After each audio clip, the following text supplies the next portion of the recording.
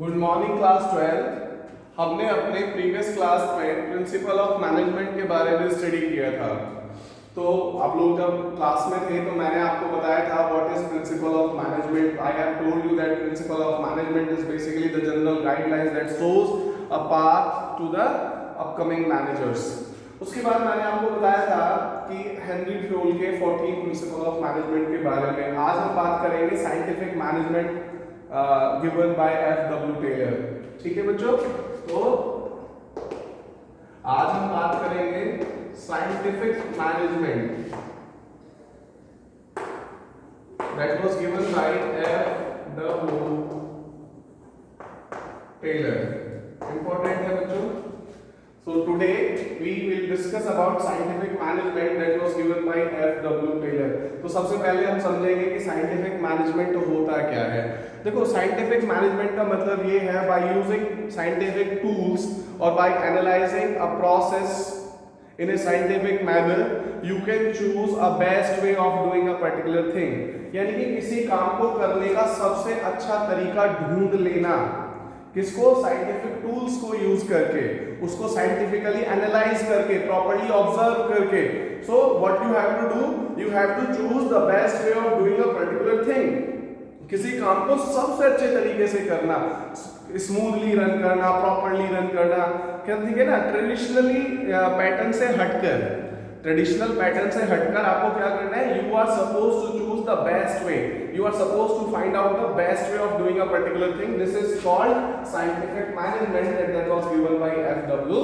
Taylor. तो F.W. Taylor ने कहा कि आपको क्या करना है, आपको ट्रेडिशनली जो फंक्शन है उसको नहीं करना है, जो पहले से चला आ रहा है उसको स्ट्रिक्टली फॉलो नहीं करना है। आपको अपना दिमाग लगाना है, उसको साइंटिफिकली एनालाइज करना है, साइंटिफिक टूल्स को यूज करना है, और आपको वो चीज ढूंढनी है कि how you can make a work simple, how can you make a work easier, how can you do a work proper.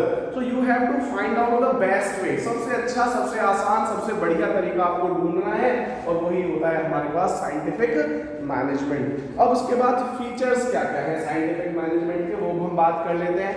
तो फीचर है साइंटिफिक मैनेजमेंट का, this is systematic approach.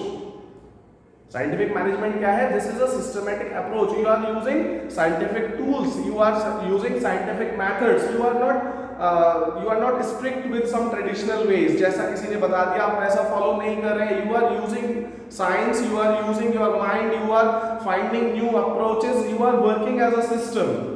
So scientific management is a systematic approach. Systematic approach क्यों है? क्योंकि आप term by term उसको अच्छा करने की कोशिश कर रहे हैं, उसको और इंप्रूव करने की कोशिश कर रहे हैं, और आप वहां पर साइंटिफिक टूल्स का best way of doing things आप कर रहे हैं, अच्छे से अच्छा करने की कोशिश कर रहे हैं। इसलिए ये क्या होता है? एक सिस्टमैटिक अप्रोच होता है। ठीक है, ब्रिंग्स कंप्लीट मेंटल चेंज। जो साइंटिफिक मैनेजमेंट है ये क्या करता है? पूरा मेंटल चेंज क्रिएट करता है। तो you are not suppose to stick on a particular thing. आप किसी चीज पर अटक कर नहीं रह गए हैं। You are growing day by day, you are changing the things per day, you are changing the things, you are going towards betterment of the things. आप चीजों की अच्छाई की तरफ जा रहे हैं, अच्छा करने की कोशिश कर रहे हैं। तो यहां से क्या होता है? मेंटल एवोल्यूशन होता है। मेंटल एवोल्यूशन मतलब विकास हो रहा है आपका। डिस्कार्ड ट्रेडिशनल मैनेजमेंट, और जो पुरानी चीजें हैं, आउटडेटेड चीजें, आप उसको डिस्कार्ड कर रहे हैं। You are removing the wastage and you are using the best thing. आप पुरानी चीजों को, बेकार चीजों को हटा रहे हैं और नए पैटर्न को फॉलो कर रहे हैं, so that you can make the work more simpler, more easier, more convenient. समझ में आ रहा है? उसके बाद है हमारे पास required strict observation of rules. इसका मतलब क्या है? When you are using scientific theory, when you are using scientific management, you are properly following the rules and regulations। बहुत जरूरी होता है, अगर आप साइंटिफिक मैनेजमेंट को फॉलो कर रहे हैं तो you are suppose to follow each and every rules, you are suppose to follow every aspect. ठीक है, सो दैट कि वहां पर कोई गलती ना हो, कोई भी वहां पर गलती ना हो, कोई कॉन्फ्लिक्ट ना हो, किसी भी तरीके का कंफ्यूजन ना हो। So you can do a thing in a better way. ठीक है, उसके बाद है, इससे क्या होता है, इसका क्या फीचर है?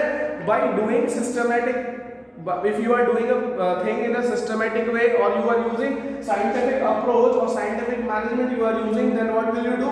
You will use the resources in a proper way. That means your efficiency is going to increase. आपकी जो एफिशिएंसी है वो बढ़ जाएगी। तो साइंटिफिक मैनेजमेंट का क्या फीचर है, ये इंप्रूव करता है एफिशिएंसी ऑफ योर रिसोर्सेज को। अब प्रिंसिपल ऑफ साइंटिफिक मैनेजमेंट है क्या, तो प्रिंसिपल ऑफ साइंटिफिक मैनेजमेंट है science, not a thumb rule. ठीक है, ये साइंस है, और साइंस क्या होती है, हर दिन बदलती है। This is not a thumb rule. ऐसा नहीं है कि एक बार किसी ने कह दिया this is the best way, you are supposed to stick on that. No, you have to find out more better way of doing things. आपको और अच्छा और आसान और बेस्ट वे आपको ढूंढना है। So this is science and sciences means what? You are supposed to research and you have to find the best way of doing a particular thing. और आप उसको improve और अच्छा improve करते चले जाते हैं। ठीक है, दूसरा है हार्मनी नॉट डिस्कॉर्ड। हार्मनी होनी चाहिए, there should be no conflict among managers and the workers who are working in an organisation. They should work as a team, वो सब एक साथ मिलकर काम करने चाहिए, क्योंकि जब हार्मनी होती है, जहां पर कॉन्फ्लिक्ट्स नहीं होते, then only you will able to work smoothly, you will able to work properly. ठीक है, उसके बाद है कॉपरेशन नॉट इंडिविजुअलिज्म। कॉपरेशन होना चाहिए, ऐसा नहीं होना चाहिए कि managers are different and the people are different. No, the people who all are working in the organisation, they should work for the common goal and the common goal is to maximise the profit of the organisation. That should be a win-win situation for everyone, whether it is workers और for the managers. सभी लोगों के लिए वो beneficial होनी चाहिए। They should not think about individual goals, they always think about the common goals और the organisational goals. उसके बाद है हमारे पास development of each and every person to his greatest efficiency and prosperity. That means everybody should get chance so that he can be developed to the most outer most, यानी सबसे ज्यादा, मतलब हर किसी को इतना चांस मिलना चाहिए कि वो अपनी एफिशिएंसी का 100% यूज कर सके। ठीक है बच्चों, तो ये होता है हमारे पास साइंटिफिक मैनेजमेंट। ठीक है, अब इसमें बहुत सारी चीजें आपको दे रखी हैं जिन्हें आप खुद से डिस्कस कर लेंगे। अगर कोई प्रॉब्लम है तो आप मेरे साथ डिस्कस कर सकते हैं। इसमें आपको मैंने बताया साइंटिफिक मैनेजमेंट क्या है, प्रिंसिपल ऑफ साइंटिफिक मैनेजमेंट क्या है। अगर स्टिल आपको कोई प्रॉब्लम होती है तो आप मुझसे डिस्कस कर सकते हैं। इसमें कुछ मेथड्स आपको दे रखे हैं, मेथड स्टडी क्या होता है, मोशन स्टडी क्या है, तो मैं आपको बता देता हूं। मेथड स्टडी होता है, it refers to identify the most suitable way of doing a particular thing. Method study में हम देखते हैं कि हम किस काम को, कौन सा वे सबसे आसान है, किस तरीके से सबसे फास्ट कर सकते हैं, सबसे चीपर वे में।